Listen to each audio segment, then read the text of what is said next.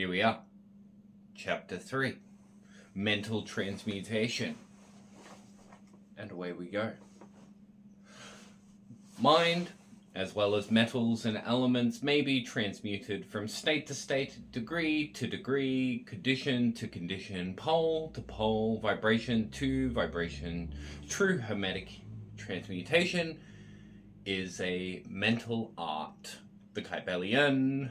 Now, as we have stated, the Hermeticists were the original alchemists, astrologers, and psychologists. Hermes, having been the founder of these schools of thought from astrology, has grown modern astronomy. From alchemy has grown modern chemistry. From the mystic psychology has grown the modern psychology of the schools. But it must not be supposed that the ancients were ignorant of that which the modern schools suppose to be their exclusive and special property. The records engraved on the stones of ancient Egypt show conclusively that the ancients had a full comprehensive knowledge of astronomy, the very building of the pyramids showing the connection between their design and the study of astronomical science. Nor were they ignorant of chemistry, for the fragments of the ancient writings show that they were acquainted with chemical properties of things. In fact, the ancient theories regarding physics are being slowly verified by the latest discoveries of modern science, notably those relating to the construction of matter. Nor must it be supposed that they were ignorant of the so-called modern discoveries in psychology. On the contrary, the Egyptians were especially skilled in the science of psychology, particularly in the branches that the modern schools ignore, but which nevertheless are being uncovered under the name of psychic science, which is perplexing the psychologists of today and making them reluctantly admit that there may be something in it after all.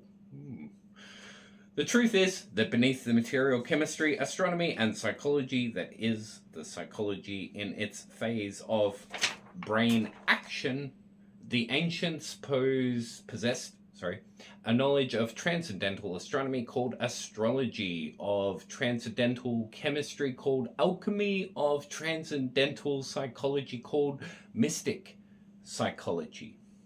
They possessed the inner knowledge as well as the outer knowledge, the latter alone being possessed by modern scientists. Among the many secret branches of knowledge possessed by Hermeticists was that known as mental transmutation, which forms the subject matter of this lesson. Transmutation is a term usually employed to designate the ancient art of transmutation of metals, particularly of the base metals, into gold. The word transmutate means to change from one nature, form, or substance into another, to transform, according to Webster, and accordingly, mental transmutation means the art of changing and transforming mental states, forms, and conditions into others. So you may see that mental transmutation is the art of mental chemistry, if you like the term, a form of practical mystic psychology. But this means far more than appears on the surface. Transmutation, alchemy, and chemistry on the mental plane is important enough in its effects, to be sure, and if the arts stopped there, it would still be one of the most important branches of study known to man. But this is only the beginning. Let us see why. The first of the 7 Hermetic principles is a principle of mentalism, the axiom of which is the all is mind. The universe is mind. The universe itself is mental, that is, existing in the mind of the all. We shall consider this principle in succeeding lessons, but let us see the effect of the principle if it be assumed to be true. If the universe is mental in its nature, then mental transmutation must be the art of changing the conditions of the universe along the lines of matter, force, and mind. So you see, therefore, that mental transmutation is really the magic of which the ancient writers had so much to say in their mystical works and about which they gave so few practical instructions. If all be mental, then the art which enables one to transmute mental conditions must render the master the controller of material conditions as well as those ordinarily called mental. As a matter of fact, none but advanced mental alchemists have been able to attain the degree of power necessary to control the grosser physical conditions, such as the control of the elements of nature, the production or cessation of tempests, the production and cessation of earthquakes, and other that's a good one, and other great physical phenomena. But that such men have existed and do exist today is a matter of earnest belief to all advanced occultists of all schools. That the masters exist and have these powers, the best teachers assure their students, having had experiences which justify them in such belief and statements.